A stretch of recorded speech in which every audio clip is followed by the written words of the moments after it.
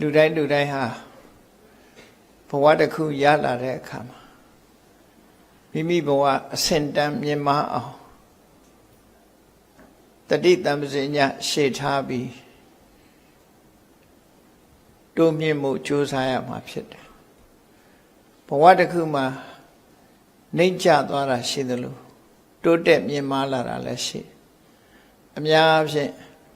ဘဝအဆင့်မြင့်တာကနေပြီးနှိမ့်ကျသွားတာတွေအဆင့်မြင့်ပြီးတိုးတက်လာတာတွေဟာအကြောင်းမဲ့ဖြစ်ကြတာတော့မဟုတ်ဘူးဒီပင်လေးတစ်ပင်ဟာငယ်ရာကကြီးရပြိုလဲဆိုတဲ့သဘာဝတရားနဲ့မတူပဲနဲ့မိမိတို့ဘဝဆိုတာဟာနှိမ့်ကျနေတဲ့ဘဝကိုလည်းတိုးမြင့်ပေးလို့ရတယ်ပေါ့အဲ့ဒီတိုးမြင့်နေတဲ့ဘဝကိုလည်းပဲမိမိရဲ့လှုပ်ဆောင်ချက်တွေမမှန်ကန်မှုကြောင့်နှိမ့်ကျသွားတာလည်းရှိတယ်သို့တော့အကြောင်းမဲ့နှိမ့်ကျခြင်းအကြောင်းမဲ့မြင့်မားလာခြင်းလို့တော့မဟုတ်ဘူးအကြောင်းတစ်ခုရှိတယ်ဒီကနေ့အားလုံးသိကြတဲ့အတိုင်းနှစ်ပေါင်း80ရှိပြီဖြစ်တဲ့မြန်မာနိုင်ငံရဲ့လွတ်လပ်ရေးနေ့ပေါ့ညတဲ့နှစ်တည်းမဟုတ်ဘူးလွတ်လပ်ရေးနေ့မှာမွေးတဲ့လူတယောက်ဆိုရင်ဒီကနေ့နှစ်80သက်80ရှိပြီပေါ့သက်80ရှိပြီဆိုရင်အိုမင်းနဲ့အပိုင်ရောက်သွားပြီပေါ့အဲ့တော့လွတ်လပ်ရေးရတဲ့မြန်မာနိုင်ငံလည်းပဲအိုမင်းရင်းရော်နေတယ်လို့ပြောရမလားမသိဘူးနော်လွတ်လပ်ရေးရပြီးတော့အိုမင်းသွားတယ်ကျမ်းမာတန်ဆွမ်းမှုမရှိဘူးလို့သူတို့ဆိုနိုင်တာအဲ့တော့ဒီနေရာမှာလဲစဉ်းစားစရာဘုန်းကြီးတို့တွေအမှတ်တမဲ့မနေပဲနဲ့မူလကလွတ်လပ်ရေးရထားတဲ့လူမျိုးတစုဟာဘာကြောင့်သူတစ်ပါးရဲ့လက်အောက်ခံဖြစ်ပြီးတော့လွတ်လပ်ရေးဆုံးရှုံးသွားရတယ်လေထိုလွတ်လပ်ရေးဆုံးရှုံးသွားတာကိုပြန်လီပြီးတော့ဘာအကြောင်းကြောင့်ပြန်ပြီးတော့လွတ်မြောက်မှုကိုရရှိခဲ့တယ်လေအကြောင်းမဲ့ဖြစ်ကြတာတော့တခုမှမရှိဘူးလွတ်လပ်ရေးဆုံးရှုံးသွားတယ်ဆိုတာလည်းအကြောင်းရှိတယ်လွတ်လပ်ရေးပြန်လီရရှိတယ်ဆိုတာလည်းအကြောင်းတစ်ခုရှိတယ်ဘယ်ကိစ္စမှမဆိုဆိုင်ရာအကြောင်းတရားတွေရှိနေတယ်ဆိုတာကိုသတိပြုတတ်ဖို့လိုအပ်တယ်ပေါ့ပတ်ဝန်းကျင်ကိုသတိပြုချိရှုတတ်တဲ့အလေးအထားတစ်ခုရအောင်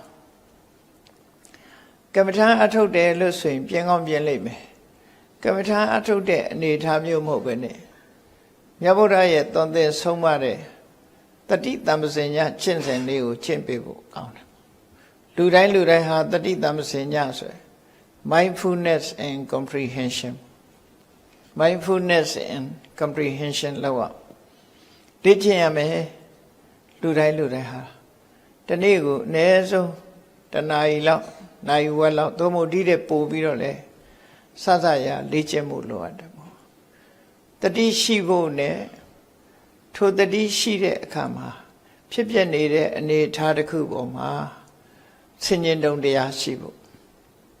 အဲ့ဒါကိုတတိနဲ့တမ္ပစဉ္ညလို့ဒီလိုခေါ်တယ်မြတ်စွာဘုရားကိုယ်တိုင်ကလည်းတန်တရားဥက္ကလွတ်ဖို့ပဲဖြစ်စီဘဝမှာကြီးပွားတိုးတက်ဖို့ဖြစ်စီတတောဘိက္ခုဤတမ္ပဇာနောတတိရှိရမယ်ဆင်ញင်တုံတရားရှိရမယ်ဒီလိုဟောထားတာရှိတယ်ပေါ့အဲ့တော့မြတ်စွာဘုရားတရားတော်တွေဟာနိဗ္ဗာန်ရောက်ကြောင်းကြီးပဲမဟုတ်ဘူးနိဗ္ဗာန်မရောက်ခင်လည်းပဲဘဝမှာအစဉ်ပြေနေဖို့ကြီးပွားတိုးတက်ဖို့ဆိုတာဘုရားတရားတော်တွေမှာရှိနိဗ္ဗာန်လို့အလွန်ခက်ခဲတဲ့နေရာတောင်ပို့ဆောင်နိုင်မှာတော့တာမန်စီးပွားရေးကြီးပွားရေးလောက်တော့ဘယ်မှမဖော်ဆောင်နိုင်ပဲရှိမလဲနော်တကမ္ဘာလုံးကိုလင်းစေနိုင်တဲ့အလင်းရောင်ဟာအိမ်တစ်လုံးထဲမှာရှိတဲ့အမှောင်ကိုဘယ်မှမဖြောက်နိုင်ပဲရှိမလဲအကုန်လုံးပဲဖြောက်မှာအမှောင်မှန်သမျှကိုအကုန်ဖြိုခွင်းပေးနိုင်မှာပေါ့မြတ်စွာဘုရားရဲ့အဆုံးအမဟာလည်းပဲအလင်းနဲ့အလားသဏ္ဍာန်တူတာပဲလောကအတွင်းမှာရှိကြတဲ့တရားတွေအမှန်မြင်ဖို့အတွက်အလင်းရောင်ကိုဖြန့်ကျက်ပေးတာဖြစ်တယ်အဲ့တော့နိဗ္ဗာန်ဆိုတာအလွန်အလန်းဝေးတဲ့အဆင့်အတန်းကိုပဲရောက်စေနိုင်တဲ့ အကျင့်တရားတစ်ခုသည်ဘယ်မှလင်းစီးပွားရေးအောင်မြင်မှုကြီးပွားရေးအောင်မြင်မှုလူမှုရေးအောင်မြင်မှုတွေကိုမပေးနိုင်ပဲရှိမလဲကိုယ်ဘဝတသက်တာလေးတစ်ခုအောင်မြင်မှုကတော့တာမန်လေးနဲ့တင်ရနိုင်တယ်လို့သူဆိုရမှာဒါကြောင့်မို့မြတ်စွာဘုရားရဲ့အဆုံးအမတွေကိုသိရှိနားလည်ဖို့အခုလိုတရားဝဲတွေလုပ်ပြီးတရားနာတယ်တရားနာတာဟာသင်ယူခြင်းပဲဖြစ်တယ်နားနဲ့နားထောင်တယ်နားထောင်ပြီးတရားဝဲပြီးတာနဲ့ပြီးသွားပြီလို့ဒီလိုတော့မမှတ်ရဘူးမြတ်စွာဘုရားရဲ့အဆုံးအမဟာနာယူမှတ်သားထားတယ်နာယူမှတ်သားပြီးတော့ပြန်ပြီးစဉ်းစားမယ်ပြန်ပြီးစဉ်းစားပြီးတော့အမှန်အမှန်ခွဲခြားဝေဖန်ပြီးလှုပ်တဲ့နာနဲ့မလှုပ်တဲ့နာခွဲခြားသိပြီးမလှုပ်တဲ့နာကိုရှောင်ခြင်းလှုပ်တဲ့နာကိုလှုပ်ခြင်းဆိုတဲ့အလုပ်ကိုလှုပ်ချအောင်မှာဖြစ်တယ်ပေါ့အဲ့ဒါမှတန်ဖို့ရှိဆိုပါစို့ယောဂရှိလို့သမားတော်စီသွားတယ်သမားတော်ကစမ်းသပ်ပြီးတော့ဆေးပေးလိုက်တယ်အေးဘာယောဂဆိုတာလည်းသိပြီဘာဆေးတောင်းမယ်ဆိုတာလည်းသိပြီဘယ်စားမတည့်ဘူးဆိုတာလည်းသိပြီအိမ်ပြန်သွားတယ်ဒါတွေဒီတိုင်းပဲထားပြီးတော့ဆေးလည်းမတောက်ဘူးမတည့်တဲ့အစားတွေလည်းစားမယ်ဆိုဘယ်ယောဂပြောင်းမလဲဒီသဘောပါပဲတကယ်ကတော့ကောင်းကျိုးချမ်းသာကိုရရှိနိုင်တဲ့အရာမှန်သမျှဟာတူညီသောလှုပ်ဆောင်ချက်တွေရှိကြတယ်ဘယ်ကိစ္စပဲဖြစ်ဖြစ်တူညီတယ်နော်အဲ့တော့တရားလာနာတဲ့အခါကျတော့ဟောပြောတဲ့ထဲကမှတ်သားတယ်မှတ်သားပြီးစဉ်းစားတယ်ကိုယ်ဉာဏ်နဲ့စဉ်းစားပြီးဆောင်ရန်ရှောင်ရန်တို့ဆောင်ရမယ့်ဟာကိုဆောင်တယ်ရှောင်ရမယ့်ဟာရှောင်တယ်ဆေးတောက်တဲ့သဘောတရားပဲအဲ့ဒါလိုပြုလုပ်ကြရမှာဖြစ်တယ်ပေါ့မြန်မာနိုင်ငံဟာလွန်ခဲ့တဲ့နှစ်ပေါင်း80မတိုင်ခင်ဟိုဘက်မှာလွတ်လပ်ရေးဆုံးရှုံးသွားတယ်။ဘာကြောင့်လွတ်လပ်ရေးဆုံးရှုံးသလဲဆိုတာကိုသမိုင်းမော်ကုန်းကိုပြန်ပြီးတော့ကြည့်မယ်ဆိုလို့ရှိရင်ကိုထင်ကြီးလွန်ခြင်းဆိုတဲ့မာမနာတွေတုံးနဲ့တူမတည့်ခြင်းပူပေါင်းဆောင်ရွက်မှုမရှိခြင်းလို့ဆိုတဲ့ကွဲပြားခြားနားမှုတွေအဲ့ဒီအကြောင်းတွေချောင်းမြန်မာနိုင်ငံဟာချုပ်ပြောမယ်ဆိုရင်လွတ်လပ်ရေးဆုံးရှုံးသွားတာပဲဒီတိုင်းပြည်တစ်ပြည်နဲ့တစ်ပြည်မင်းဆိုးရစာတွေဟာအာဏာဖြန့်ကျက်တဲ့အခါမှာဗေဒဥပေဆိုတာဒီကွဲသွားအောင်ကိုတိုက်ခိုက်လူယူမဲ့နေရာကလူတွေညဉ့်ညွတ်မှုပြပြအောင်အရင်ဆောင်ရွက်တယ်ဆိုတာဗေဒဥပေလို့ခေါ်တယ်အဲ့ဒီဗေဒဥပေနဲ့ဖြိုခွဲပြီးတော့မှ divide and rule ဆိုတာကိုပြောတာနော် divide and rule ပဲ divided လုပ်ပြီးမှ rule လုပ်တာပေါ့နော်အဲ့ဒါသဘာဝပဲဒါကိုစာပေကျမ်းကမှာဗေဒဥပေလို့ခေါ်တယ်ဗေဒဥပေတို့ဒါနဥပေတို့အဲ့ဒီဥပေတွေဥပါယဆိုတဲ့စကားလုံးနိပညာပေါ့တနိုင်ငံကိုကိုယ်လက်တွင်းသို့ရောက်အောင်ဤမျိုးစုံနဲ့တစ်ဖက်ကစ조사တယ်စ조사တိုင်းရသလားလို့ဆိုတော့ဒီအစ조사ခံရတဲ့နိုင်ငံနဲ့လူမျိုးတွေကစီလုံးညင်ညွတ်နေမယ်ဆိုလို့ရှိရင်မအောင်မြင်နိုင်ဘူးပေါ့လာရောက်ကြွကြတဲ့ပုဂ္ဂိုလ်ဟာအရှုံးနဲ့ပဲရင်ဆိုင်ရတယ်အဲ့ဒါလို့မဟုတ်ဘဲနဲ့စီလုံးရေးပြပြပြီးအမှန်မမြင်ဘူးကိုထင်နေကြည့်နေတယ်တုံးနဲ့တူအပြစ်ဖို့နေတယ်ဆိုလို့ရှိရင်တော့ဒီလူအတိုင်းဝိုင်းတစ်ခုဟာအရှုံးနဲ့ပဲရင်ဆိုင်ရမှာဆိုတာဒါထင်ရှားတယ်အဲ့ဒါလို့လွတ်လပ်ရေးဆုံးရှုံးပြီးတဲ့နောက်မှာပြန်လီညီညွတ်ပြီးတော့ကိုတိုင်းပြည်နဲ့ကိုလူမျိုးပြန်လီအုပ်စိုးလို့ရသည့်ထီအောင်ကြိုးပမ်းကြပြန်တယ်ပေါ့အဲ့ဒါလို့ကြိုးပမ်းတဲ့အခါမှာအသိပညာတတ်ပညာတွေအမျှော်မြင်ရှိတဲ့ပုဂ္ဂိုလ်တွေဥဆောင်လို့မျှော်မြင်ရှိတဲ့ပုဂ္ဂိုလ်တွေရဲ့ကြိုးပမ်းအထောက်မှုတွေသူတို့ရဲ့ချွေးတွေသွေးတွေဒါတွေစွန့်စားပြီးတော့တိုက်ခိုက်တော်လှန်ကြလို့နောက်ဆုံးမှာရန်သူဟာလက်လျှော့သွားပြီးတော့ကိုယ်နိုင်ငံကိုလွတ်လပ်ရေးပေးသွားရတယ်ဆိုအဲ့တော့ဆုံးရှုံးသွားတဲ့လွတ်လပ်ရေးတစ်ခုကိုရအောင်တိုက်ယူရတဲ့တန်ဖိုးကအလွန်ကြီးမားတယ်ပေါ့ဘယ်နေရာပဲဖြစ်ဖြစ်အလွန်ကြီးမားတဲ့ပိဿလိုက်ရတာတွေကအများကြီးနဲ့အဲ့တော့ရထားတဲ့ မိမိတို့ရဲ့လွတ်မြောက်မှုကိုပြန်လည်ဆုံးရှုံးမှုမဖြစ်အောင်အဲ့ဒါမှတတိတမ္ပဇဉ္ဇရှိရမယ်လို့ဒီလိုဆိုလို့ရပေါ့နော်တတိတမ္ပဇဉ္ဇဆိုတာ mindfulness ကိစ္စတစ်ခုဘာပဲဖြစ်ဖြစ်အမြဲတမ်းစိတ်ကတတိထားခြင်းတတိထားတဲ့အပေါ်မှာဆင်ញင်တုံတရားရှိခြင်းအမျှော်မြင်ရှိခြင်းဆိုတဲ့ဒီနှစ်ခုပေါင်းစပ်ပြီးတော့လေ့ကျင့်ဘာလေးတစ်ခုလှုပ်တဲ့အခါမှာတတိနဲ့တမ္ပဇဉ္ဇနဲ့လှုပ်မယ်တတိတမ္ပဇဉ္ဇတွဲဖက်ပြီးတော့လှုပ်မယ်တမ္ပဇဉ္ဇကဆင်ញင်တုံတရားလှုပ်ရင်ဘယ်လိုအကျိုးရှိမယ်အကျိုးရှိတယ်မရှိဘူးဆင်ញင်တယ်လှုပ်တဲ့မလှုပ်တဲ့ဆင်ញင်တယ်ဒီဆင်ញင်မှုလေးကိုဆိုလိုတယ်ပေါ့တတိထားရုံတသက်နဲ့မရဘူးတတိထားပြီးတော့ဆင်ញင်ရမယ်လို့သူတို့ဆိုလိုတယ်အဲ့ဒီနှစ်ခုတိုးတက်အောင်လုပ်ပြီးဆိုရင်ဘဝတိုးမြင့်မှုအတွက်လည်းပဲများစွာအထောက်အကူဖြစ်မှာဖြစ်တယ်တန်တရားဝတ်ကလွတ်မြောက်ဖို့အတွက်လည်းပဲများစွာအထောက်အကူပဲဖြစ်မှာပဲကောင်းတဲ့ဘက်ကိုသွားတဲ့လမ်းကြောင်းတွေမှန်သမျှအတက်ဘက်ကိုသွားတဲ့လမ်းကြောင်းတွေမှန်သမျှဟာတတိနဲ့တမ္ပဇဉ္ဇမပါပဲဘာတစ်ခုမှလုပ်လို့မရပါဘူးအားလုံးဟာတတိတမ္ပဇဉ္ဇနဲ့လှုပ်ချရတာတွေကြီးပဲအေးဒါကြောင့်မို့ကိုယ့်ဘဝအဆင့်ကိုတိုးမြင့်ပေးဖို့ဟာဘာတွေလှုပ်ဆောင်ရမလဲကိုယ့်ဘဝအဆင့်ဆိုတာဟာကြည့်ဘဝတစ်ခုဟာရရှိလာကြတယ်လူတိုင်းခန္ဓာ၅ပါးရလာတာမှန်တယ်ဘဝဆိုတာခန္ဓာ၅ပါးရလာတဲ့အခါမှာကိုယ်အတိုင်းဝိုင်းကဘာတွေရှိတယ်နံပါတ်1လူလောကကိုရောက်လာတဲ့အချိန်မှာပထမဆုံးကိုယ်နဲ့ဆုံတွေ့တာမိဘနှစ်ပါးမိဘနှစ်ပါးကိုအကြောင်းပြုပြီးကိုဟာလူဘဝကိုရောက်လာတယ်မိဘနှစ်ပါးအပြင်ကိုယ်နဲ့မွေးပေါ်မွေးပဲ့ညီကိုမောင်နှမတွေဒါဖြစ်ပေါ်လာကြဆွေတွေမျိုးတွေတိုင်းဝိုင်းလာကြတယ်အဲ့တော့လူလောကရောက်လာတဲ့လူတယောက်ဟာအမေအဖေဆိုတာနဲ့အရင်တွေ့မယ်ပြီးတဲ့အခါကျတော့ညီကိုမောင်နှမဦးကြီးဦးလေးကြီးတော်တော်ဆိုတာတွေပေါ့ဆွေတွေမျိုးတွေနဲ့အတိုင်းဝိုင်းနေနဲ့ဒုတိယတွေ့ကြမှာဖြစ်တယ်ပေါ့ပြီးတော့မှတန်ငယ်ချင်းအပေါင်းအသင်းဆိုတာတွေပတ်ဝန်းကျင်တွေကိုတွေ့ကြမှာဖြစ်တယ်အဲ့ဒါလို့တွေးဆုံလာတဲ့မိဘဆွေမျိုးသားချင်းအပေါင်းအသင်းတွေဟာကိုယ့်ကိုအကျိုးပြုတာရှိသလိုကိုယ့်ကိုအကျိုးမပြုတာလည်းရှိနိုင်တယ်အကျိုးမပြုဘူးဆိုတဲ့နေရာမှာကိုရောက်လာတဲ့အတိုင်းဝိုင်းကနော်အသိဉာဏ်ရှိတဲ့အတိုင်းဝိုင်းဆိုလို့ရှိရင်ကိုယ့်အတွက်ဟာအသိဉာဏ်ရှိဖို့အတွက်အခြေအနေကောင်းတယ်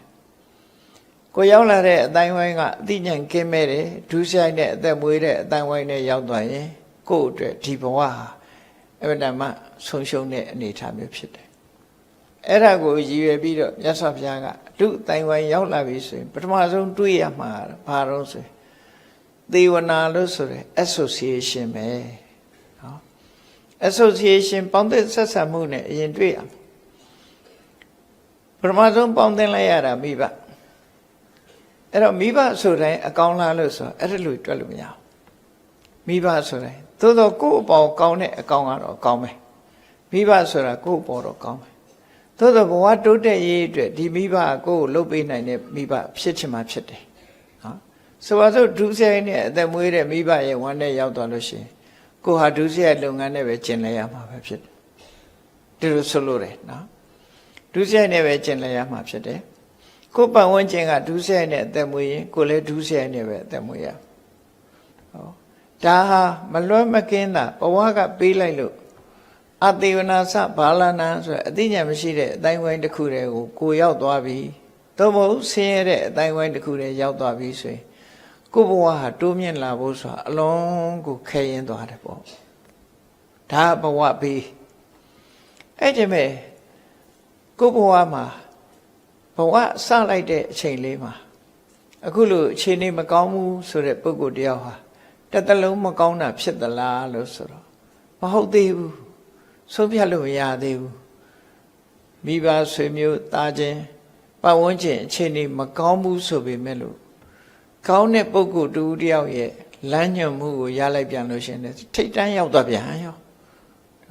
ဒါကြောင့်မို့မြတ်စွာဘုရားကပဏိတာနေသသေဝနာအသိပညာရှိတဲ့ပုဂ္ဂိုလ်နဲ့ပေါင်းလိုက်ရလို့ရှင်ထိတ်တန်းရောက်သွားနိုင်ဥ ဥပမာလေးတစ်ခုပြောပြမယ်မြတ်စွာဘုရားလက်ထက်တုန်းကလူဘဝမှာအနုံချဆုံးအောက်တန်းအကျဆုံးလူတယောက်သူ့ရဲ့အတိုင်းဝိုင်းသူ့မိဘမတမဆင်းရဲပြီးတော့သူကအောက်တန်းချဆုံးသူ့ရဲ့နာမည်ကဏိတလို့ခေါ်တယ်နော်ခုခေတ်မြန်မာလို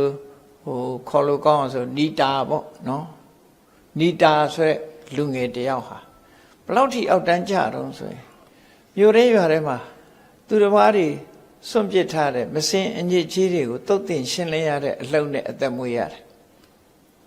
မနေ့ဆိုရင်အိန္ဒကာလှည့်လဲပြီးတော့အခုလိုရေအိမ်သာစနစ်ကရှိကြမှာရှိသေးတာဟုတ်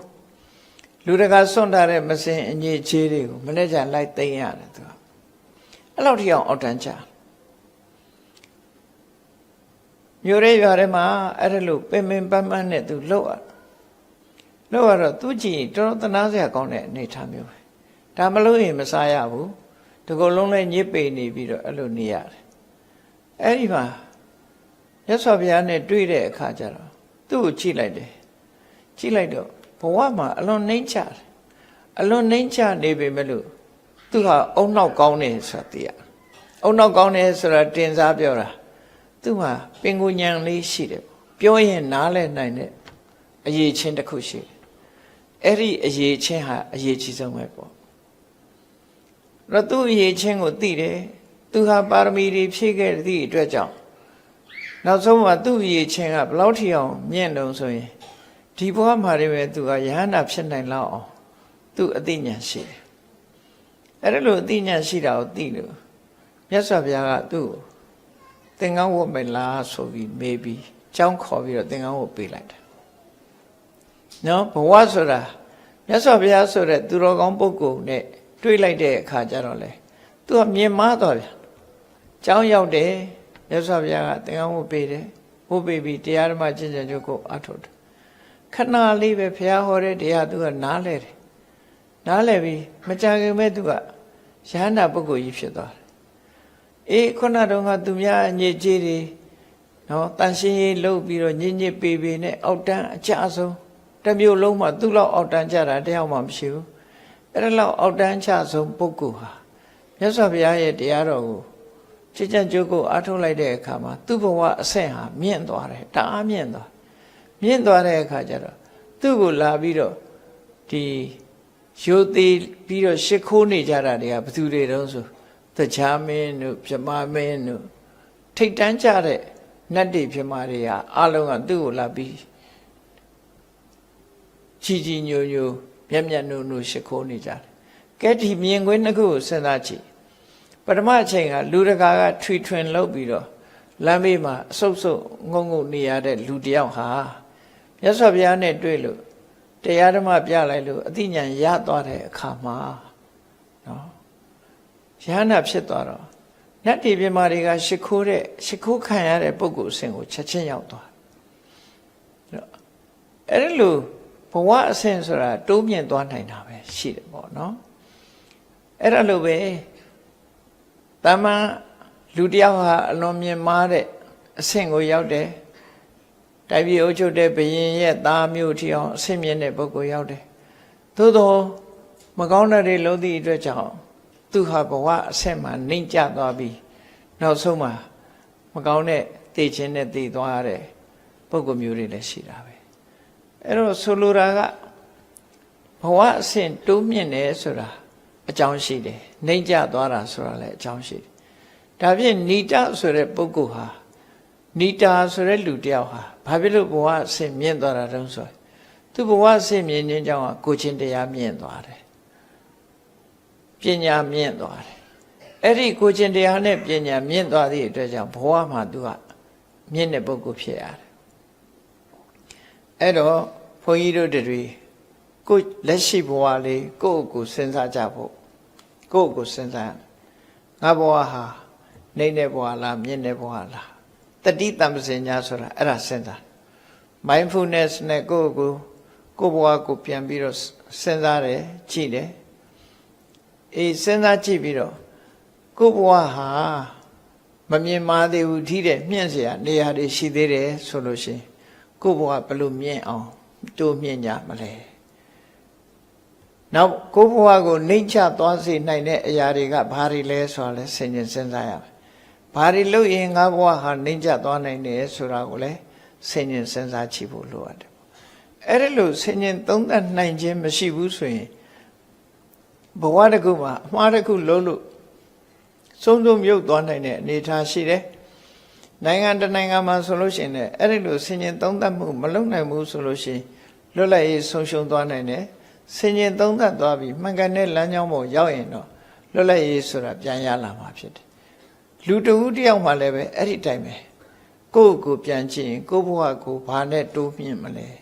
ငါဘဝဟာဘယ်အဆင့်ကမြင့်တယ်လဲဆိုတာကိုဘဝတိုးမြင့်မှုအရေးကိုစဉ်းစားရမှာဒါကိုပြောတာဘဝအဆင့်တိုးမြင့်ရေးဆိုတာဘာနဲ့စဉ်းစားရမလဲတတိတံပစဉ္ညာနဲ့စဉ်းစားတတိတံပစဉ္ညာနဲ့စဉ်းစားအဲ့တော့တိုးမြင့်မယ်ဆိုတာဘဝမှာဘာနဲ့တိုးမြင့်ကြမလဲလောကလူတွေထင်သာမြင်သာရှိတဲ့ဘဝတိုးမြင့်ရေးကဘာလဲဝင်ငွေတိုးမြင့်လာရင်ဘဝတိုးမြင့်တယ်ဒါလောကလူတွေဘက်ကအဆင့်ဟောယာတုဥစ္စာတိုးမြင့်သွားလို့ယာတုတိုးရင်တိုးတယ်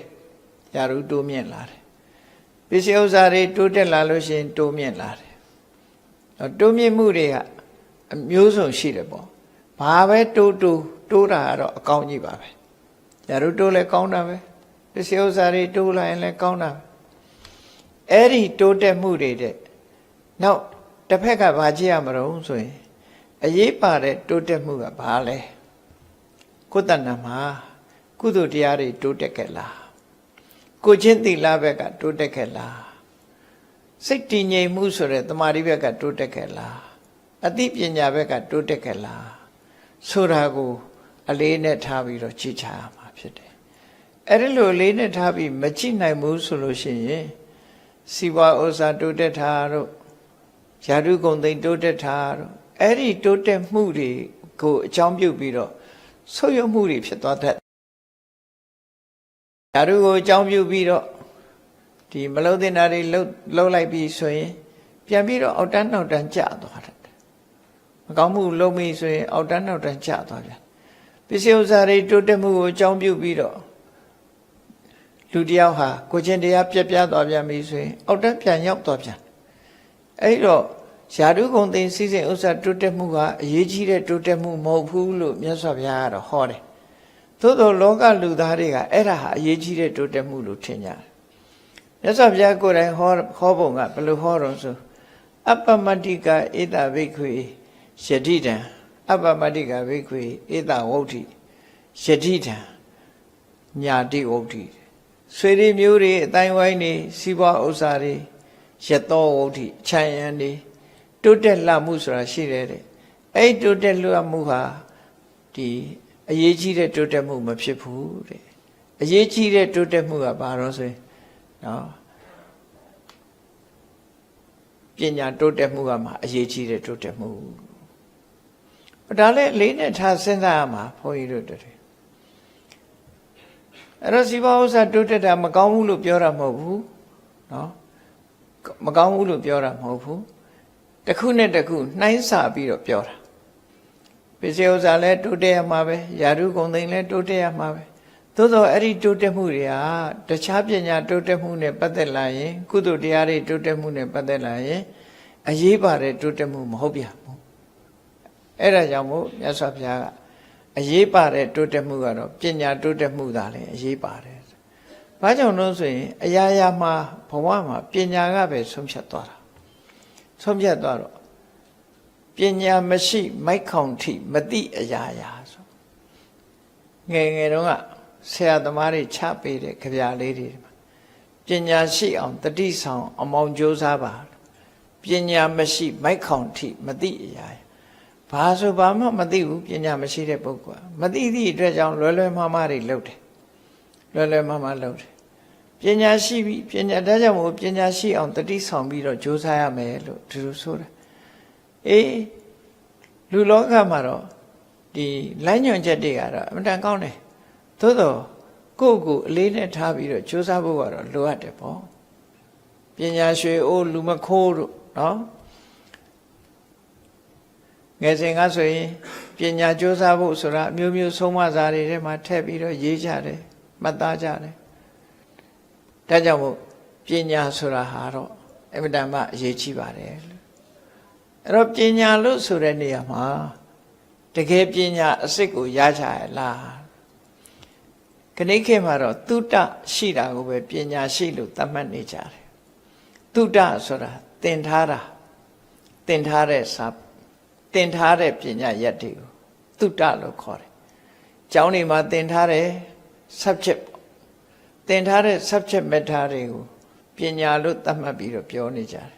တကယ်ကတော့အဲ့ဒါတွေဟာသုတမြတာဖြစ်သေးတယ်ပညာမဟုတ်သေးဘူး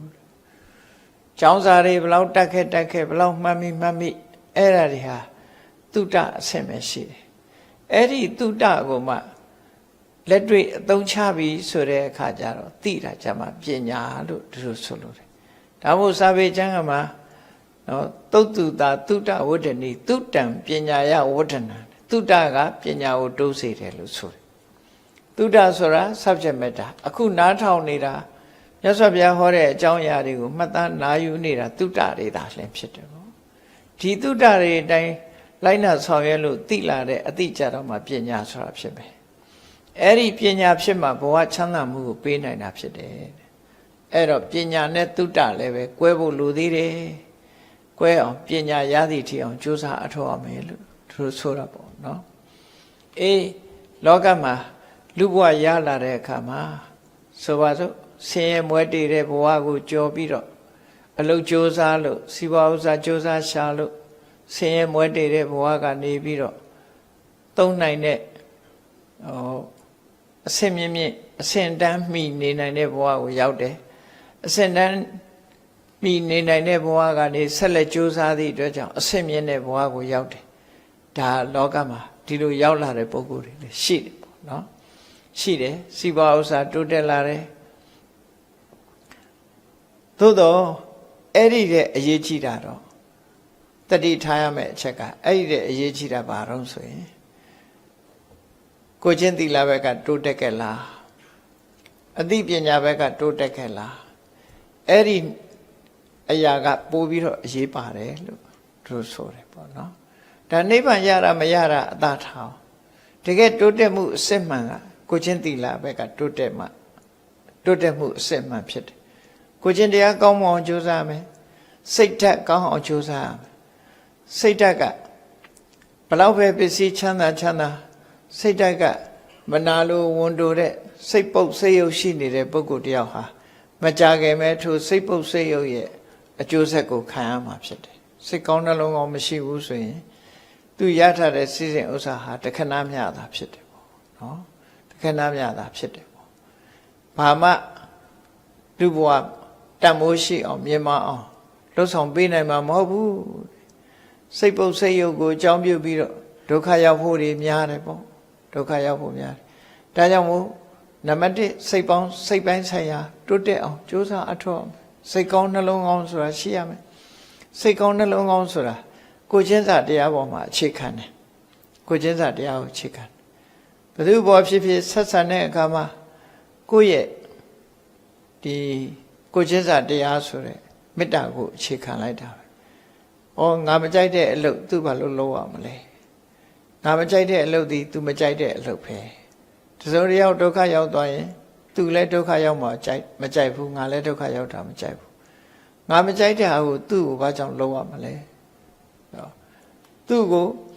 ငါ့ကိုလာပြီးတော့ချမ်းချမ်းထမ်းထမ်းပြောရင်ငါမကြိုက်ဘူး။ငါ့ကိုလာပြီးတော့လိန်ရင်ငါမကြိုက်ဘူး။အဲ့တော့သူ့ကိုလည်းငါမလိန်နဲ့သူ့ကိုလည်းချမ်းချမ်းထမ်းထမ်းမပြောနဲ့ဆိုကိုမကြိုက်တဲ့အလုပ်တစ်ခုသူများပေါ်မှာမတင်စည်းဖို့ဒါဟာရိုးရိုးလေးစဉ်းစားတာပေါ့နော်ရိုးရိုးလေးစဉ်းစားတာအဲ့ဒါလို့စဉ်းစားပြီးတော့ကိုယ့်ကိုစိတ်ဓာတ်ရေးရာကိုတိုးမြင့်အောင်ကြိုးစားပေးလိုက်မယ်ဆိုလို့ရှိရင်ကိုဟာစိတ်ဓာတ်ကောင်းတာတစ်ခုတည်းနဲ့တင်မဲ့ကိုယ့်ကိုရဲတင်းလာတယ်စိတ်ဓာတ်တွေဟာချီလင်းလာတယ်ဖြူစင်းလာတယ်ငါမဟုတ်တာမလုပ်ဘူးငါမှစိတ်ပုတ်စိတ်ယုံမရှိဘူးမတော်တဲ့အတွေးတွေငါမှမရှိဘူးဘယ်သူပေါ်မှမလုံမုန်းထားမရှိဘူးဆိုစိတ်ဟာကျေနပ်စရာဖြစ်လာကျေနပ်စရာဖြစ်လာကျေနပ်စရာဖြစ်လာသည့်အတိုင်းပဲ သူများကိုအကျိုးမဲ့ပျက်စီးအောင်ပါဇက်နဲ့ပြောတာမရှိဘူးသူများအကျိုးမဲ့အောင်လှုပ်တာမရှိဘူးအဲ့တော့သူများအကျိုးမဲ့အောင်လှုပ်ခြင်းသူများအကျိုးမဲ့ဖြစ်အောင်ပြောခြင်းဆိုတဲ့ဒီအမှုတွေကလည်းပဲငါမှကင်းသွားတယ်ဆိုတော့လူတယောက်ဟာအနဝိဇ္ဇဒုက္ခ happiness or innocence happiness or innocence အပြစ်ကင်းတဲ့ချမ်းသာလို့ဆိုလိုတယ်အဲ့ဒီအပြစ်ကင်းတဲ့ချမ်းသာဟာအမြဲတမ်းကောင်းမြတ်တဲ့ချမ်းသာတစ်ခုပဲပတ်စံရှိလို့ချမ်းသာတာကတစ်မျိုးနော်ပတ်စံရှိတဲ့ချမ်းသာကဘာလို့ဆိုရင်စားခြင်းဟာစားနိုင်တယ်ဝယ်ခြင်းဟာဝယ်နိုင်တယ်ကိုသုံးနိုင်ဖြုံးနိုင်တယ်ဒါပတ်စံရှိလို့ချမ်းသာတယ်ပတ်စံရှိလို့ဒုက္ခရောက်တာလည်းရှိသေးတယ်အလုခံရတာတို့ဘာတို့နော်ဒီလိုဟာမျိုးတွေရှိတယ်ပတ်စံရှိရင်လည်းပဲဒုက္ခကြီးတော့မဟုတ်ခုန innocence အပြစ်ကင်းတာကိုတော့ဘယ်သူမှလာမလို့နော်အဲ့ဒါကြောင့်မို့အနဝိဇ္ဇဒုက္ခလို့ခေါ်တယ် happiness or innocence ပြစ်ကင်းတဲ့ချမ်းသာအကောင်းဆုံးချမ်းသာလို့မြတ်စွာဘုရားဟောတယ်လောကလူတွေကငွေကြီးတနာရှိလို့ချမ်းသာတာအဲ့ဒီချမ်းသာကိုအကောင်းဆုံးလို့ထင်တယ်မြတ်စွာဘုရားအဲ့ဒါအကောင်းဆုံးမဟုတ်ဘူးတဲ့ရှိတော့မဲ့ချမ်းသာမှာမရှိရင်စိတ်ဆင်းရဲအောင်ပါပဲတဲ့ဟောနောက်တစ်ခုကတော့ဘောဂဒုက္ခတဲ့ကိုရှိလို့သုံးပြုနိုင်တယ်ကားရှိလို့ကားစီးနိုင်တယ်နော်ပတ်စံရှိလို့သုံးနိုင်တယ်အဲ့ဒီသုံးနိုင်တယ်ဆိုတော့ချမ်းသာမှုကလည်းပဲအကောင်းဆုံးချမ်းသာမဟုတ်ဘူးတဲ့အဲ့ဒါလေနောက်တစ်ခါအာနနေယဒုက္ခကျွေးမတင်လို့ချမ်းသာတယ်အဲ့ဒီချမ်းသာလည်းအကောင်းဆုံးချမ်းသာမဟုတ်ဘူးတဲ့အကောင်းဆုံးချမ်းသာကတော့အနဝိဇ္ဇဒုက္ခတဲ့ကိုယ်ဘာအပြစ်မှလုံးမထားသည့်အတွက်ကြောင့်စိတ်ထဲမှာဒီအေးချမ်းနေတဲ့ချမ်းသာမျိုးငါအပြစ်ကင်းတယ်ဒီဘဝမှာလူကြားထဲမှာလည်းပဲကိုယ်မဟုတ်တာမလုပ်သည့်အတွက်ကြောင့်အပြစ်ကင်းတယ်ဆိုတဲ့အရာကိုခံစားရတယ်အဲ့ဒီ happiness or innocence အပြစ်ကင်းတဲ့ချမ်းသာဟာအကောင်းဆုံးချမ်းသာအဲ့ဒီချမ်းသာကိုဘာကပေးနိုင်တယ်လဲလို့ဆိုလို့ရှိရင်သီလဆိုတဲ့ကိုချင်းတရားပေးနိုင်တာဖြစ်တော့သီလအမြင့်ခြင်းဖြင့်လူတယောက်ဟာဘလောက်ပဲအောက်တန်းကြကြအနေထိုင်ဘလောက်ပဲစုပ်စုပ်ကိုချင်းသီလကောင်းတဲ့ပုဂ္ဂိုလ်ဟာမကြခင်မှာချမ်းသာကြီးမွမ်းချမ်းသာတဲ့ပုဂ္ဂိုလ်ဖြစ်လာတယ်ပေါ့နော်ဒါကြောင့်မို့လို့မြတ်စွာဘုရားဟောတယ်တခါတော့ကဒီမြို့ကြီးတစ်မြို့မှာအလုံးကိုဆင်းရဲတဲ့ခုနလိုပဲဒုတိယသူကဆင်းရဲရုံနဲ့မကဘူးနုနာယောဂဆွဲနေတဲ့ပုဂ္ဂိုလ်တယောက်ဆင်းရဲရုံနဲ့မကဘူးယောဂဝေဒနာတွေကဆွဲနေတယ်လူယွန်စရာကောင်းတဲ့ယောဂဝေဒနာတွေဆွဲကပ်နေတဲ့ပုဂ္ဂိုလ်သူ့ကိုတုပ္ပဗုဒ္ဓလို့ခေါ်ကြတယ်ဘာကြောင့်လို့ဆိုရင်တညာလုံးညီအော်ဟစ်နေသူလမ်းပေါ်ကသူအော်တန်ကြားပြီးလူတွေကအိတ်မပြောကြအောင်နော်လမ်းပေါ်ရောက်ပြီးသူကတညာလုံးအော်ဟစ်နေအဲ့ဒါကြောင့်မို့သူလူတွေကိုအမြဲတမ်းနိုးနေအောင်လုပ်လို့သုပ္ပဗုဒ္ဓဆိုတဲ့အဓိပ္ပာယ်နာမည်ပေးထားတာနော်အနှိုးတော်လို့နာမည်ပေးထားတာပေါ့သူ့ကြောင့်လူတွေကအိတ်ကောင်းခြင်းမအိတ်ကြရအောင်အဲ့ဒါလို့ဒုက္ခရောက်နေတဲ့လူတယောက်ဟာသူဟာတရက်ကြတော့မြတ်စွာဘုရားနဲ့တွေ့လို့မြတ်စွာဘုရားတရားတော်ကိုနားလဲရတဲ့အချိန်မှာသူမှာတတ္ထာဆိုတာဖြစ်တယ်သီလဆိုတာဖြစ်လာတယ်သုတဆိုတဲ့မြတ်စွာဘုရားတရားနဲ့ပတ်သက်ပြီးမသားနိုင်တဲ့အသိဉာဏ်သုတတွေရလာတယ်စာကလို့ဆိုတဲ့သူမှာဆွလွတ်နိုင်တာတတ္ထာသီလသုတစာကပညာအဲ့ဒီအသိပညာဆိုတာလည်းသူမှာရလာသူဟာဘလောက်ပဲဆင်းရဲအသိဉာဏ်ရှိသည့်အတွက်ကြောင့်သောတပန်တူဖြစ်သွားတယ်အဲ့ဒီပုဂ္ဂိုလ်ဟာအဲ့ဒီမျိုးမှာတော့လူတကာအကဲ့ရဲ့ခံရဆုံးပုဂ္ဂိုလ်မှန်တယ်သူ့ကိုကြည့်လိုက်မယ်ဆိုလို့ရှိရင်တော့ဘဝဟာစုတ်ချနေတဲ့ဘဝမျိုးဒုက္ခကြီးမားတဲ့ဘဝမျိုးသို့တော့မကြဘူးသူဒီဘဝမှာသိဆုံးသွားတာနဲ့တပြိုင်နက်တာဝရိန္ဒနတ်ပြည်မှာဘုံမိမကြီးနဲ့နတ်သားသွားဖြစ်တယ်ဒီဘဝတုန်းကစုတ်ချနေပြီမဲ့လို့ဟိုဘဝလည်းရောက်ရောဒီမြေအိုးခွဲပြီးတော့ရွှေအိုးရလိုက်တယ်လို့ပဲသူ့ဘဝဟာတိုးမြင့်သွားတယ်ဆိုတာဘာတွေကြောင့်သူတိုးမြင့်သွားတာတော့ဆိုမြတ်စွာဘုရားပေါ်မှာကြည်ညိုတဲ့တရားစွမ်းအားပဲကြည်ညိုတဲ့တရားစွမ်းအားနဲ့သူ့ကိုယ်သူစောင့်တည်လိုက်တဲ့သီလတို့သူကြားလိုက်တဲ့တရားဓမ္မတို့ဒီစွမ်းအားတွေနဲ့ သူဟာဘဝ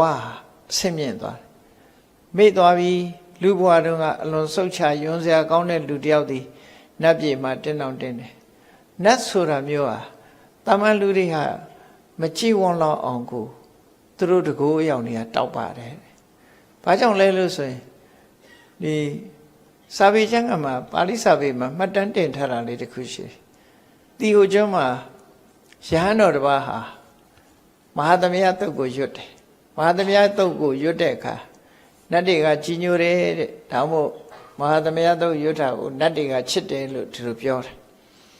အဲ့ဒီလိုမဟာသမယတုတ်ကိုမှန်မှန်ရွတ်တော့ပတ်ဝန်းကျင်ကနတ်တွေကသူ့ကိုကြီးညိုကြတာရုခေါ်ကြတယ်အဲ့ဒီအချိန်မှာရဟန်းတစ်ပါးတောထဲမှာတောကြောင်လေးမှာမဟာသမယတုတ်ရွတ်ပြီးတော့နတ်သမီးကတာရုခေါ်တဲ့အခါကျတော့ရဟန်းကဘာတောင်းဆိုတော့ဆိုရင်နတ်သမီးကိုသူ့ကိုကြည့်ကျင်တယ်တဲ့သူ့ကိုပြနိုင်မလားပေါ့နော်အဲ့တော့နတ်သမီးကဘာပြောတော့ကိုရောပြလို့မရဘူးတဲ့နော်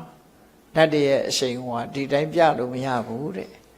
ပြလိုက်မယ်ဆိုရင်ကိုရောကြည့်နိုင်မှာမဟုတ်ဘူးဆိုပြီးတော့ဒီပြန်မကြည့်ကျင်နဲ့သူ့ရဲ့လက်ညှိုးလေးပဲကြည့်လို့ဆိုပြီးတော့ကျောင်းပြင်ဘက်ကနေပြီးတော့နတ်သမီးကတော့ဖောက်ကလေးကနေပြီးသူ့လက်ညှိုးလေးကိုထည့်လိုက်တာတစ်ချောင်းလုံးလင်းထိန်သွားတယ်ဒါတကူနဲ့လှုပ်တာမဟုတ်ဘူးသူ့ရဲ့သဘာဝခန္ဓာကိုယ်ထွက်တဲ့အလင်းရောင်တွေကအဲ့လောက်ထိအောင်ကြီးမားတယ်လို့ဆိုလို့တကူလုံးဆိုရင်တော့ကြည့်လို့ရမှာမဟုတ်တဲ့အနေထားမျိုးအဲ့ဒီလိုမှတ်တမ်းလေးတစ်ခုတွေ့တော့ဒါကြောင့်မို့လို့နတ်တွေဘာတွေကလူကိုပြလို့ရှိရင်ပုံစံတစ်မျိုးဖော်ပြီးတော့ပြရတယ်လူကတကယ်နတ်အစစ်ကိုလူတွေဟာကြည်ရဲတဲ့သဘောမရှိဘူးပေါ့နော်ကြည်ရဲတဲ့သဘောမရှိဘူးသူ့ပုံပန်းတဏ္ဍာန်တိုင်းကိုကြည်နိုင်ဖို့ရမလွယ်ဘူးကြည်လို့ရတဲ့နတ်ကတော့ဒီလူတွေမှာဝင်ပူးရတဲ့နတ်ဆုပ်နတ်ပဲ့လောက်ပဲရှိမှာပေါ့နော်အဲ့ဒါလောက်ပဲကြည်လို့ရမှာပဲဟိုးကောင်းကင်ဘုံကတကိုးကြည့်တဲ့နတ်တွေကတော့ကြည်လို့မရဘူးသူဆိုလို့တယ်နတ်ရဲ့သဘာဝအလွန်ဟိုတင်းဖြစ်တယ်ဆင်းနတ်ကလည်းပဲလူလိုပဲဆင်းရဲတဲ့နတ်တွေရှိတယ်မြတ်စွာဘုရားလက်ထက်တုန်းကဥတ္တရမာတာတို့ပုဏ္ဏပတုဥတ္တရမာတာတို့ဆိုတာရှိတယ်သူတို့ကိုပိတ္တဆလို့ခေါ်တယ်ပိတ္တဆဆိုမြေဖို့ဘလူသို့တော်သူတို့ဟာအပယ်လေးဝန်သားတွေမဟုတ်ဘူးစတုမာတွေနှမျိုးထဲမှာပါတယ်ဆင်းရဲတာမှတာမန်လူတယောက်တည်းဆင်းရဲတယ်သူတို့ဆင်းရဲပြီဆိုမှပို့ဆင်းရဲတာလူဆင်းရဲတာကိုယ့်အကိုလောက်ကင်စားလို့ရသေးတယ်သူတို့ဘဝမှာဆင်းရဲပြီဆိုရင်စားစရာမရှိဘူးဘာလို့ရတော့ဆိုရင်လူတွေစွန့်ပစ်ထားတဲ့ဒီအစာကျွင်းစာကြံတွေလိုက်ရှာကြံပြီးတော့အဲ့ဒါစားရတယ်လို့ဆိုတယ်တရက်တော့ဒီအဲ့ဒီပိတ္တဆလို့ခေါ်တဲ့စတုပါရိနတ်မျိုးထဲမှာအပါဝင်ဖြစ်တဲ့အလွန်ဆင်းရဲတဲ့ဘုံမဆိုးနတ်မြတ်စွာဘုရားတရားပွဲကိုရောက်လာတယ်သူလာရင်ကတော့သူ့သားလေးနဲ့သမီးလေးကိုလက်ကဆွဲပြီးတော့သူလာတာဘာအတွက်လာတာတော့ဆိုရင်လူစုလူဝေးမြင်တဲ့အခါကျတော့မတော်တဆစားစရာလေးတွေအောက်ဖိတ်ချနေရင်သူယူစားဖို့လာရင်မယ်ကောက်စားမယ်ဆိုတဲ့ရွယ်ချက်လေးနဲ့သူတို့လာတယ်ဟိုရောက်တဲ့အခါကျတော့မြတ်စွာဘုရားတရားဟောနေတဲ့အတန်ကိုသူကြားလိုက်တော့အစာရှာဖို့မေးသွားပြီးတော့ဘုရားတရားတော်ကိုနားဆိုင်ပြီးထောင်းနေတဲ့အချိန်မှာတားငယ်သမီးငယ်တွေကဆာလာပြီးဘာလို့ရက်နေတာတော့ရှားပါတခုခုရအောင်စားစရာဆာလာပြီးနဲ့ပြောတဲ့အခါကျအဲ့ဒီမှာသူကသူ့သားသမီးတွေကိုဆုံးမတာလေးရှိတယ်ငါသားငါသမီးကိုတိတ်တိတ်နေကြဟိုမှာဘုရားတရားဟောနေတယ်ငါတို့အဲ့ဒီတရားမသိလို့ဒီဒုက္ခရောက်နေတာအဲ့တရားကိုမင်းတို့သိချနားဆိုင်ထောင်ပိယောလောကေသကောပုတ္တောပိယောလောကေသကောပတိလောကမှာကိုယ်သားသမီးကိုကိုချစ်တာပဲတဲ့ကိုယ့်ရဲ့ယောက်ျားလည်းကိုချစ်တာပဲဒါပေမဲ့လို့ငါအဲ့ဒီမင်းတို့သားသမီးတွေချစ်တာတဲ့ဟောဒီတရားကိုပို့ပြီးတော့ငါမျက်နှိုးတယ်ငါတို့ဒီတရားမသိလို့ဒုက္ခရောက်နေတာလို့သူ့သားသမီးတွေကိုတိုးတိုးနေဖို့ပြောပြီးတရားဆက်နာတာတရားဆုံးမှသူသောတာပန်ဖြစ်သွားတယ်ဒါပေမဲ့သူပြိတ္တာဆိုရင်သောတာပန်မဖြစ်နိုင်ဘူးအပယ်လေးပုံသားဆိုရင်သူဟာအပယ်လေးပုံသားမဟုတ်ဘူးစတုမာရိနတ်မျိုးတွေကနတ်ဆင်းရဲနတ်မွဲလို့ပြောရမှာပဲဖြစ်တယ်ပေါ့ အဲ့ဒါလို့အလွန်ဆင်းရဲတဲ့ဘဝမျိုးတွေလည်းပဲလောကလူတွေဟာလောကမှာသရဝါတွေဟာရောက်ရှိလာကြတယ်ပေါ့စာပေကျမ်းကမှာမှတ်တမ်းတင်ထားတာတွေဟာတာမန်အားဖြင့်ဒီတွေ့ကြရကောက်ပြီးမှတ်တမ်းတင်တာမျိုးမဟုတ်ဘဲနဲ့တကယ်အဖြစ်ပြက်တွေလူတွေသတိထားစရာတွေနဲ့ပတ်သက်ပြီးတော့မှတ်တမ်းတင်ထားတာဖြစ်တယ်ပေါ့အဲ့တော့လောကမှာကိုယ့်ဘဝကိုတိုးမြင့်ဖို့ဆိုတဲ့နေရာမှာတရားနဲ့တိုးမြင့်ရမယ်သီလနဲ့တိုးမြင့်ရမယ်သုတ္တဆိုတာနဲ့တိုးမြင့်အောင်ကြိုးစားမယ်စာကဆိုတာကတော့ဘာကိုပြောတာတော့ဆိုကိုယ်သာသုံးမဲ့ဆိုတဲ့မစ္စရိယတရားကင်းရှင်းမှုပဲအဲ့ဒီကိုယ်သာသုံးမဲ့ဆိုတဲ့မစ္စရိယတရားကင်းရှင်းကိုယ်တဘိုးသာကြည်တတ်တဲ့မစ္စရိယတရားကင်းရှင်းပြီးစွန့်လွတ်မှုဆိုတဲ့စာကတရားနဲ့ပညာတရားဒီ၅မျိုးဟာကိုယ်တဏ္ဍာမှာရှိနေမှာတိုးမြင့်ပေးရမှာဖြစ်တယ်အဲ့ဒါလို့တိုးမြင့်ပေးခြင်းဟာဘဝတစ်ခုကိုတိုးမြင့်ပေးခြင်းပဲဖြစ်တယ်လို့ဘဝတိုးမြင့်ရေးအတွက်အဲ့ဒီတိုးမြင့်မှုရေးတိုးမြင့်မှုကမှအဓိကကြတဲ့တိုးမြင့်မှုဘလောက်အောက်တန်းကြတဲ့ဘဝကပဲဖြစ်ဖြစ်သီလတတ္တသီလသုတ္တစာကပညာလို့ဆိုတဲ့ယုံကြည်ချက်တိုးမြင့်တယ်ကိုချင်းသီလအပြင်တိုးမြင့်လာတယ်အကြမြင်ဘုဒ္ဓတွေတိုးမြင့်လာတယ်စာကဆိုတဲ့စွန့်လွတ်နိုင်မှုတွေတိုးမြင့်လာတယ်အသိပညာတွေတိုးမြင့်လာတယ်ဆိုရင်တကယ်တိုးမြင့်မှုလို့ဆိုလိုတယ်ပေါ့အဲ့ဒီတိုးမြင့်မှုအတွက်ဘုန်းကြီးတို့တွေတတိတမ္ပစညာနဲ့လေ့ကျင့်ပြီးတော့ကိုယ့်ကိုငါမှတရားတရားလုံလုံလောက်လောက်ရှိရလားငါတရားစွမ်းဆောင်မှုကဘယ်အတိုင်းတာအထိရှိသလဲကိုချင်းသီလနဲ့ပတ်သက်ပြီးငါဘယ်အတိုင်းတာအထိရှိသလဲသုတ္တနဲ့ပတ်သက်ပြီးဘယ်အတိုင်းတာအထိရှိသလဲစာကနဲ့ပတ်သက်ပြီးဘယ်အတိုင်းတာအထိရှိတယ်ပညာနဲ့ပတ်သက်လာရင်ဘယ်အတိုင်းတာအထိရှိသလဲဆိုတာကိုယ့်ကိုဆင်ញင်စဉ်းစားပြီး mindfulness comprehension နှစ်ခုပေါင်းစပ်ပြီးတိုးမြင့်အောင်ကြိုးစားမှာဖြစ်တယ်ပေါ့အဲ့ဒါမှဘဝမှာတိုးမြင့်နိုင်တာလို့သူတို့ဆိုလို့တယ်နော်အဲ့ဒါတွေမရှိရင်ဘဝဟာနှိမ့်ချသွားနိုင်တယ်ပေါ့နှိမ့်ချသွားမှာပဲဖြစ်တယ်နှိမ့်တဲ့နှိမ့်သွားနိုင်တယ်ဘဝတစ်ခုဟာဒုစရိုက်တွေနဲ့သွားနေမယ်ဆိုရင်ဘဝဟာနှိမ့်တဲ့နှိမ့်သွားမယ်အသိပညာကင်းမဲ့ရင်လည်းဘဝဟာနှိမ့်သွားမယ်စာကမရှိရင်လည်းဘဝဟာနှိမ့်သွားမယ်သုတ္တတို့သီလတို့တတ္တာတို့မရှိဘူးဆိုရင်လည်းဘဝဟာနှိမ့်သွားမှာသာဖြစ်တယ်ဒါကြောင့်လက်ရှိဘဝမှာတိုးမြင့်မှုကြိုးစားတဲ့အခါမှာအခြေခံအဖြစ်လိုအပ်ချက်လေးတွေလူတိုင်းမှာရှိတယ်ကိုယ့်ဘဝကိုကြိုးစားကြဖို့ဆိုတဲ့အခါမှာဘယ်လိုကြိုးစားမလဲဘာလုပ်ရမလဲလမ်းကြောင်းပေါ်ရောက်အောင်ဆိုတဲ့အခါမှာအခြေအနေကောင်းလေးတွေကစပြီးတော့စာတကမှာဟောထားတဲ့အကြောင်းတရားလေးတွေကိုစဉ်းစားကြည့်လူတယောက်ဘဝတိုးတက်ဖို့ရာအတွက်ကြိုးစားပြီးဆိုတဲ့အခါမှာစီးပွားဥစ္စာရှာတာပဲဖြစ်ဖြစ်ပညာရှာတာပဲဖြစ်ဖြစ်ကိုကျင့်တရားကျင့်ကြံကြိုးကိုအထုတာပဲဖြစ်ဖြစ်နံပါတ်1အရေးကြီးဆုံးကတော့ချမ်းသာမှုဆိုတာအရေးကြီးတယ်တဲ့ယောဂဝေဒနာခင်းမှုဟာအရေးကြီးတယ်အဲ့တော့ယောဂဝေဒနာခင်းတယ်ဆိုတာဟာသဘာဝယောဂရနေတာဘယ်လိုလုပ်ခင်းနိုင်မလို့ဒီလိုမေးကောင်းမေးလိမ့်မယ်သို့တော့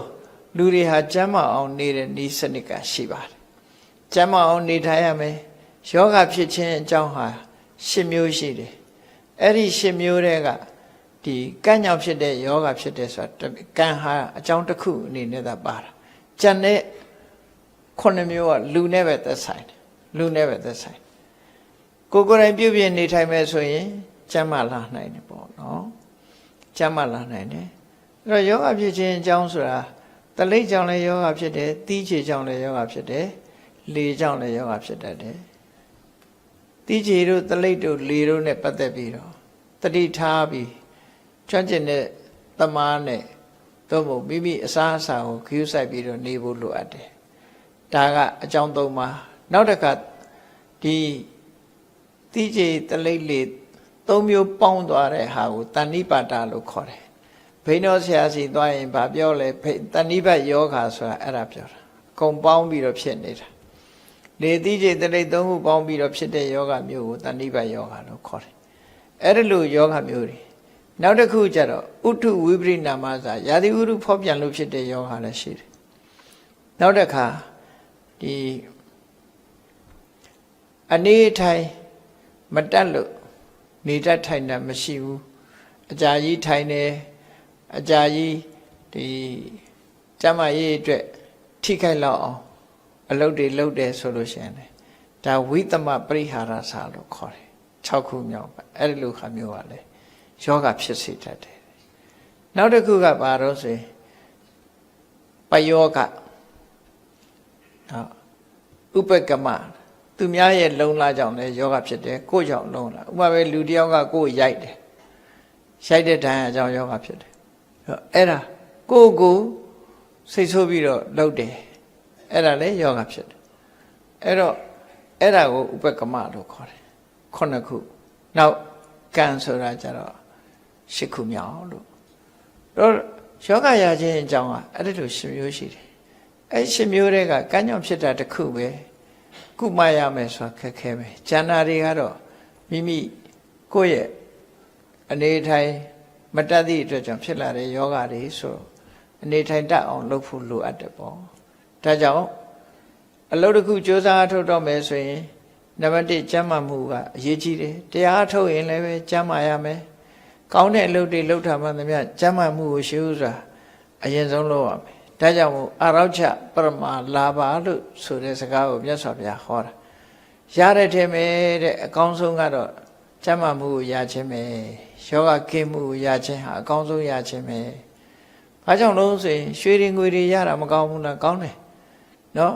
ဘလောက်ပဲရွှေတွေငွေတွေရကျမ်းမာမှုဆုံးရှုံးသွားပြီဆိုရင်ကိုယ့်ဖို့အဓိပ္ပာယ်မရှိတော့ဘူးဖြစ်အဲ့ဒါလို့